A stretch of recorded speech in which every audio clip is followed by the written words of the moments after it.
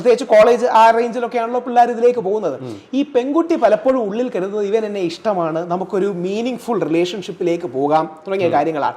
ആ പ്രായത്തിൽ ആണിന് പലപ്പോഴും sex is A meaningless pursuit four pleasure. And the girl will expect it is a meaningful pursuit for some kind of a further relation. ഈ വ്യത്യാസം പലപ്പോഴും ഉണ്ടാവും. അതൊരു എത്തിക്കൽ മാത്രം ഈ സദാചാര പ്രശ്നമായിട്ട് പറഞ്ഞാൽ പിള്ളേർ അക്സെപ്റ്റ് ചെയ്യില്ല. കുറെ കൂടെ ഹെൽത്തി റിലേഷൻഷിപ്പിന്റെ കാര്യമാണ്. പെൺകുട്ടിക്കും ഫ്രണ്ട്സ് ആയിരിക്കാൻ സാധിക്കുമോ? പറ്റായികയൊന്നുമില്ല. അതൊരു പഴയ തോട്ടാണ്. നമ്മുടെ മേനെ പ്യാർ കിയ, പഴയ സൽമാൻ ഖാന്റെ സിനിമയിലേക്ക് ലഡ്കി കവി ദോസ് നഹി ബൻ സക്തെ എന്നൊക്കെ പറയുന്നുണ്ട്. പൂർണ്ണാർത്ഥത്തിലൊന്നുമില്ല.